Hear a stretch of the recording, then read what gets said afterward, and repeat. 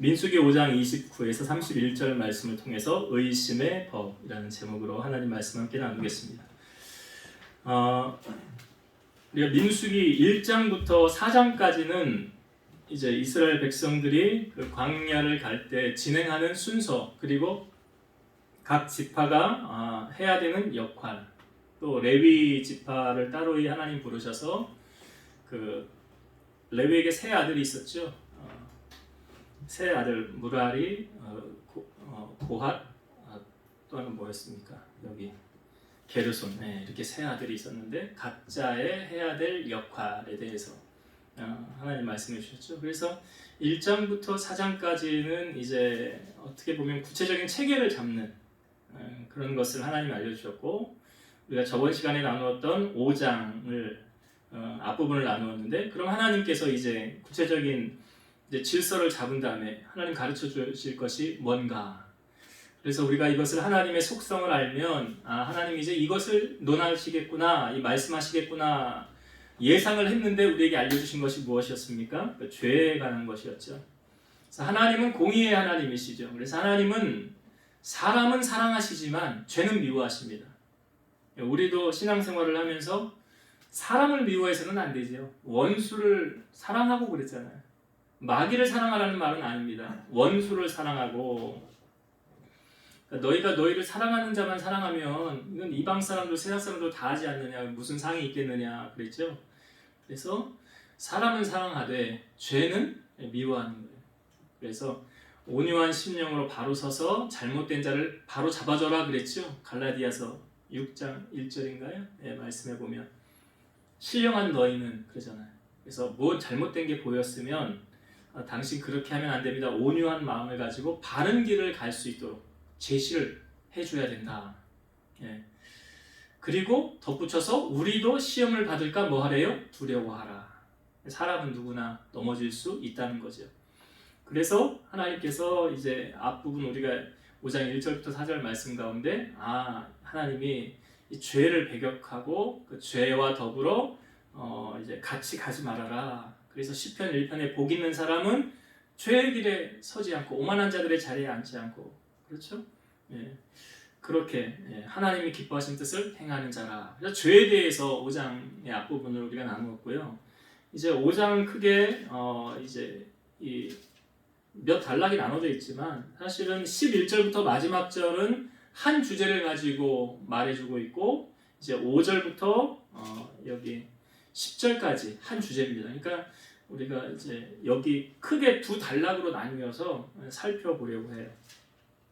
시간 관계상 말씀을 다 읽지는 않았는데 5절부터 이제 10절까지에 있는 내용, 이 내용은 결국은 하나님께서 다시 한번 죄에 대해서 거론을 하는데, 이번에는 어떠한 것을 말씀하고 있냐면 사회적인 죄, 사람과 사람 사이 관계에 죄를 지었을 때 이렇게 하라라고 말씀하시는 거예요. 모세가 시내산에서 10계명을 받아왔습니다. 하나님이 직접 기록하신 글이죠. 10계명은 10계명이에요.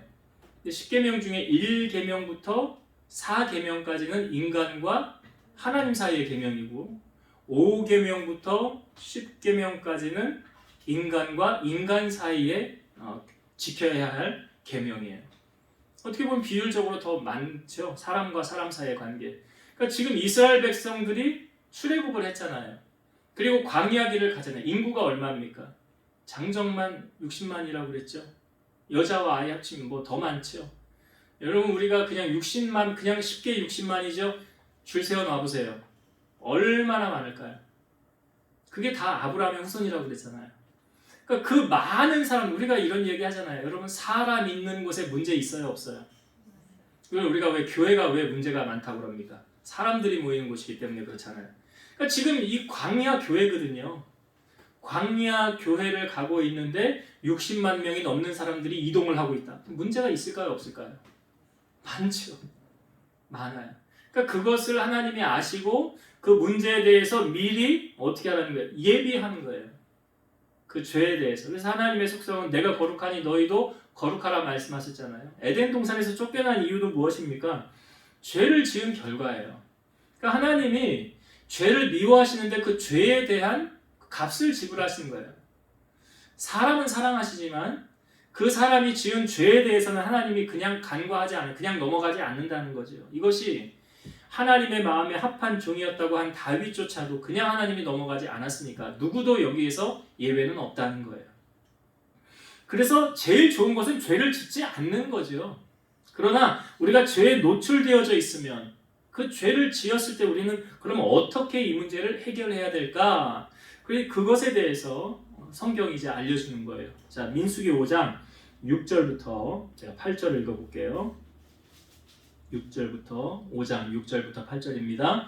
이스라엘 자손에게 이르라. 남자나 여자나 사람들이 범하는 죄를 범하여 여호와께 거역함으로 죄를 지으면 그 지은 죄를 자복하고 그 죄값을 온전히 갚되 5분의 1을 더하여 그가 죄를 지었던 그 사람에게 돌려줄 것이요. 만일 죄값을 갚을 만한 친척이 없으면 그 죄값을 여호와께 드려 제사장에게로 돌릴 것이니 이는 그를 위하여 속죄할 속죄의 순양과 함께 돌릴 것이니라. 그러니까 사람과 사람 사이에 죄를 지었을 때 하나님이 어떻게 하라고 하십니까? 그 죄에 대한 그 값을 5분의 1을 더하여 그 죄 지었던 사람에게 갚아서 돌려줄 것이라.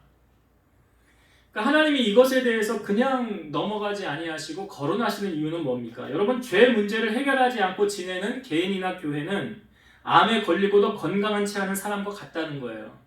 그래서 조속히 수술하면 낫게 될 병도 때를 놓치면 회복 불가능한 상태가 되지 않습니까? 그래서 병은 자랑하라 뭐 이런 이야기도 있잖아요.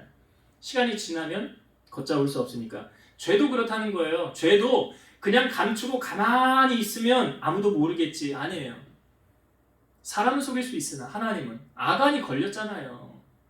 여리고성에 있는 것을 숨겼잖아요. 아무도 모르게. 근데 전쟁을 했는데 졌어요. 우리가 왜 졌습니까? 여호수아가 할 때 너희가 나와 약속을 어겼느니라. 하나님이 두 눈 시퍼렇게 뜨고 다 보고 계셨다는 거예요. 그래서 우리가 이 죄를 지었을 때 어떻게 하라고 성경은 말하냐면, 자, 야고보서 5장 16절. 그러므로 너희 죄를 서로 고백하며 병이 낫기를 위하여 서로 기도하라. 의인의 간구는 역사하는 힘이 큼이니라. 여기 이 앞부분과 뒷부분의 말씀의 조화가 좀 이해가 되십니까? 여기 앞부분에는 그러므로 너희 죄를 서로 고백하며, 그 다음에 나오는 말씀이 병이 낫기를 위하여 서로 기도하라. 이게 무슨 상관관계가 있을까요? 있으니까 기록해 놓은 글이잖아요. 아니, 다시 한번 읽어볼까요? 그러므로 너희 죄를 서로 고백하며 병이 낫기를 위하여 서로 기도하라. 여러분, 죄를 고백한다는 게 이게 쉬울까요? 어려울까요? 우리가 왜 부모들이 자녀를 키울 때 자녀들이 가끔 잘못할 때, 저질할 때 있죠. 그럼 부모들이 하는 말이, 거의 부모들이 이 이야기를 많이 합니다. 야, 사실대로 얘기하면 용서해줄게. 사실대로 얘기하면 용서해줄게. 이게 뭐예요? 이게 성경에 있는 이야기 아니에요. 너희 죄를 서로 뭐 하라고? 고백하며. 그러니까 에베소 교회, 아시아의 7교회 가운데 에베소 교회 첫 번째 교회도 잘한 거 있는데 잘못한 게 있었다고 그랬잖아요. 뭘 잘못했대요? 첫사랑을 잃어버렸대잖아요. 근데 그 첫사랑 잃어버린 걸 어떻게 하나님이 회복하래요? 그러므로 어디서 떨어졌는지를 생각하고 회개하여. 첫사랑이 어디서 떨어졌는지를 돌이켜봄으로 찾아. 그리고 그 잘못한 부분을 어떻게 하래요? 회개해라. 여기 죄를 지었을 때 서로 고백하며, 우리가 구원도 마음으로 믿어 의에 이르고 입으로 시인하여 구원에 이르느니라 그러는데요. 신앙생활하면서 죄를 지었을 때도 우리가 하나님 앞에 먼저 가장 고백하는 거, 용서를 구하는 거, 이게 회개지요. 이게 먼저 되어져야 되겠죠. 다윗도 하나님 앞에 회개했잖아요. 잘못했을 때 침상이 다 젖을 정도로 그렇게 하나님 앞에 회개했어요. 그러니까 우리도 죄를 지었을 때 하나님 앞에 회개하는 것, 그리고 여기 말하기를 서로 고백하며, 너희 죄를 서로 고백하며. 그러니까 죄로 인하여 혹 나에게 안 좋은 일이 닥쳐왔을 때, 그래서 고백하고 서로 기도하라. 의인의 간구는 역사하는 힘이 큼이니라고 했어요. 마태복음 5장 23, 24절. 그러므로 예물을 제단에 드리려다가 거기서 내 형제에게 원망 들을 만한 일이 있는 것이 생각나거든 예물을 제단 앞에 두고 먼저 가서 형제와 화목하고 그 후에 와서 예물을 드려라. 하나님 앞에 예배를 드리려 제단에 제물을 드리려고 가려고 할 때에 형제에게 원망 들을 만할 일이 있는 것이 생각나거든. 어떻게 하래요? 그 예물을 제단 앞에 두고 가서 형제와 화목하고 난 다음에 와서 예물을 드려라. 이게 예수님의 가르침이에요. 예수님이 이렇게 가르치셨어요. 그러니까 우리가 되게 살면서 인간 사이에 이렇게 막혀 있는 거 있잖아요. 막혀 있는 거. 막혀 있으면 하나님 주님도 이렇게 말씀하지 않으셨습니까? 땅에서 막히면 하늘에서도 막힐 것이고 땅에서 풀리면 하늘에서도 풀리리라. 제가 참 이런 부분을 목회하면서 좀 많이 보긴 봤는데요. 제가 설교 때도 얘기를 했지만 목사님하고 성도들 사이에 갈등이 있었을 때 물론 중재는 하나님이 하시겠지요. 그러나 그 갈등을 일으킨 그 성도는 하나님이 되게 보면 일이 잘 안 돼요. 막혀요. 희한하죠. 왜 그런지는 모르겠어요. 근데 하나님이 목회자에게 축복권과 저주권을 주어서 그런지 뭐 정확한 답은 하나님이 아시겠지만 잘 안 돼요. 막혀요. 일이. 그래서 이거 성경적으로 옳지 않구나. 우리가 오전에 엘리사 말씀을 나누었지만 엘리사가 그 하나님의 능력을 받았을 때 성령의 갑절 받았잖아요. 엘리사 하나님의 능력이 임했잖아요. 근데 그때 갈 때 아이들이 나와서 뭐라고 그러냐면 엘리사에게 대머리여 올라가라 대머리여 올라가라 그래요. 아마 엘리사가 머리가 좀 없었나 봐요. 그러니까 그때 엘리사가 좀 기분이 나빴었는지 뭐 어쨌는지 이유는 잘 모르지만 저주를 하니까 수풀에서 곰이 나와서 아이들 42명이 거기서 그냥 죽었더라 이 표현이 되어져 있어요. 그러니까 하나님께서 그 사울을 통해서도 나는 내가 박해하는 예수라. 근데 사실 예수님 박해한 적 없는 줄 알았는데 주의 선지자들을 박해하는 것이 주님에게 한 것이다. 그래서 예수님이 제자들을 파송하면서 너희를 영접하는 자는 나를 영접한다고 그랬잖아요. 그래서 이게 그런 관계로 계속 연결이 되어져 있다는 거죠.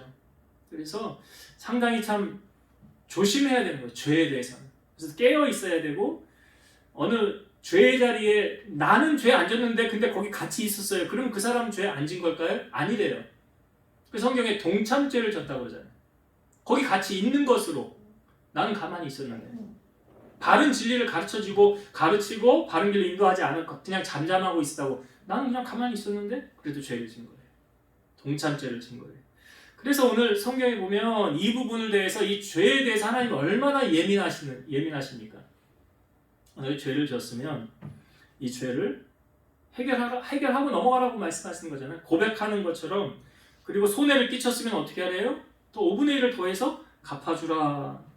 그래서 성경에 보면 악은 모양이라도 버려라 그러잖아요. 사람들이 참 악해서요. 악한 거는 잘 배워요. 나쁜 건 잘 배워요. 근데 그렇게 선한 것을 가르치면 선한 것은 참 따라가기가 쉽지 않아요. 왜 그러냐면 인간의 본성이 악하기 때문에 그래요. 죄성을 가지고 있기 때문에 그래요.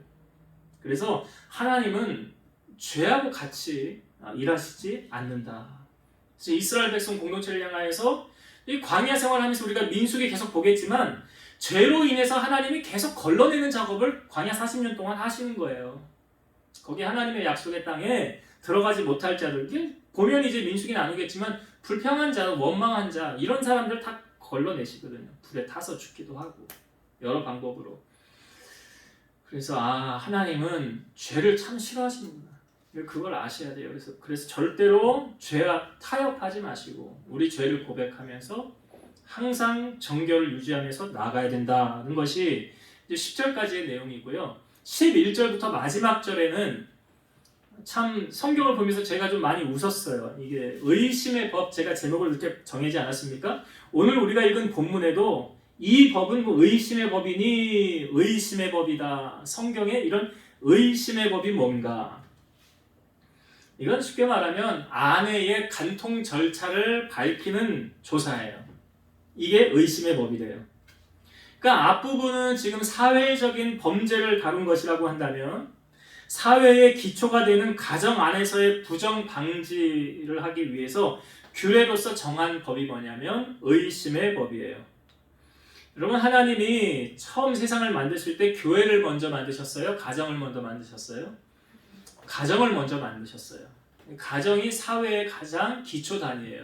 그러니까 이 가정이 깨지면 사회가 유지가 안 되는 거예요. 그러니까 이스라엘 공동체가 지금 광야 생활을 나아가는 가정 속에서 가정이 깨어지면 사회의 모든 전반의 질서가 깨어진다는 것을 알려주는 거죠. 그래서 가정을 지켜나가기 위해서 이 법을 두신 거예요. 이 법의 이름이 뭐냐면 의심의 법이에요. 이 부분 제가 성경을 한번 읽으면서 이건 이렇게 하라고 가르치시는구나. 성경을 좀 본문을 보면서 나눕시다. 먼저 11절부터 15절까지 읽어볼게요.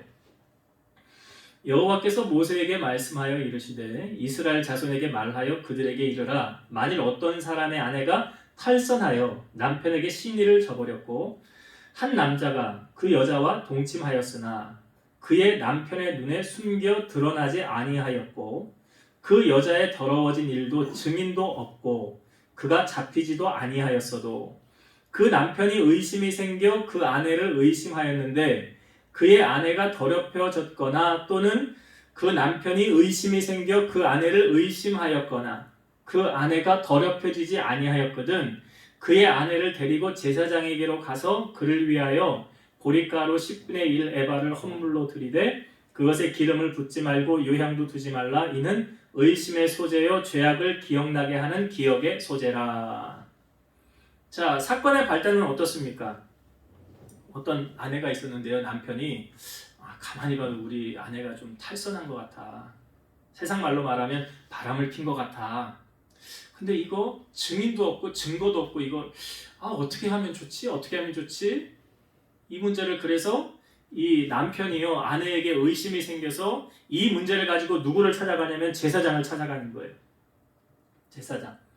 자, 아내의 순결에 의심을 품은 남편이 그 아내와 예물을 가지고 제사장을 찾아갑니다. 이게 첫 번째 단계. 남편이 아내를 지금 의심하는 거죠. 그래서 이걸 해결하려고 아내를 데리고 제사장을 찾아가는 거예요. 그게 이제 15절까지 읽은 거예요. 자, 그럼 이제 16절부터 볼게요. 또 16절부터 제사장은 그 여인을 가까이 오게 하여 여호와 앞에 세우고 토기에 거룩한 물을 담고 성막 바닥에 티끌을 취하여 물에 넣고 여인을 여호와 앞에 세우고 그의 머리를 풀게 하고 기억나게 하는 소재물 곧 의심의 소재물을 그의 두 손에 두고 제사장은 저주가 되게 할 쓴 물을 자기 손에 들고 여인에게 맹세하게 하여 그에게 이르기를 내가 내 남편을 두고 탈선하여 다른 남자와 동침하여 더럽은 일이 없으면 저주가 되게 하는 이 쓴 물의 해독을 면하리라. 그러나 내가 내 남편을 두고 탈선하여 몸을 더럽혀서 내 남편 아닌 사람과 동침하였으면 제사장이 그 여인에게 맹수의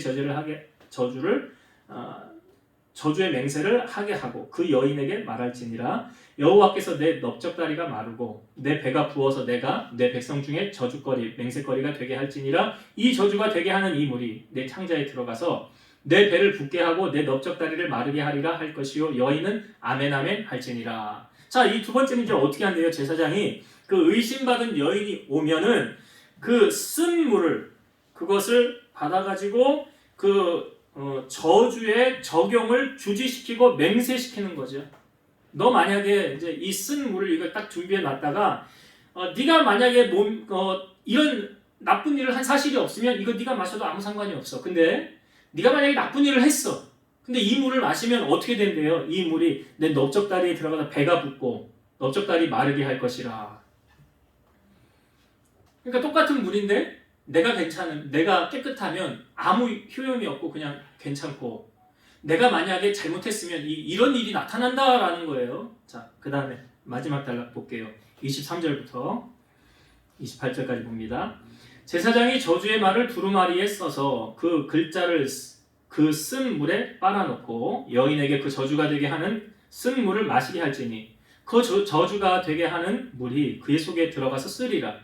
제사장이 먼저 그 여인의 손에서 의심의 소재물을 취하여 그 소재물을 여호와 앞에 흔들고 제단으로 가지고 가서 제사장은 그 소재물 중에서 한 움큼을 취하여 그 여자에게 기억나게 하는 소재물로 제단 위에 불사르고 그 후에 여인에게 그 물을 마시게 할지라. 그 물을 마시게 한 후에 만일 여인이 몸을 더럽혀서 그 남편에게 범죄하였으면 그 저주가 되게 하는 물이 그의 속에 들어가서 쓰게 되어 그의 배가 부으며 그의 넓적다리가 마르리니 그 여인이 그 백성 중에서 저주거리가 될 것이니라. 그러나 여인이 더럽힌 일이 없고 정결하면 해를 받지 않고 임신하리라. 자, 그 물을 이제 마시게 하는 거예요. 쓴 물을 마시게 하는데 이 쓴 물이 이제 효염이 있어서 여기 잘못한 것이 드러나면 어떻게 된대요? 우리가 반복돼서 나오죠. 그 물이 들어 배가 붓고 넓적다리가 마르게 될 것이고 백성들에게 저주거리가 될 것이다. 그러나 네가 그런 일이 없으면 해를 받지 않고 임신하리라. 그러니까 여기서 이 쓴 물에 어떤 효염이 있어서 여인의 가는 여부를 가렸던 것이 아니라 만물을 적나라하게 감찰하시는 하나님께서 직접 이 문제에 개입하셔서 순결한 여인은 보호하시고 부정한 여인에게는 벌을 내리셨던 거다라는 거예요. 근데 제가 성경을 보면서 이 좀 불공평하다라는 생각이 들었어요. 왜? 그러면 의처증을 하는 남자만 이걸 해당하냐? 의부증을 하는 여자는 그렇잖아요. 이게 지금 여자에게만 해당되는 법이잖아요. 여자들 입장에서는 불공평하지 않습니까? 그리고 우리 남자는 나도 의심스러운데 저 남자도 이거 충분히 그럴 수 있을 가능성이 있는데 라고 생각 들지 않습니까? 우리 여성분들. 네요.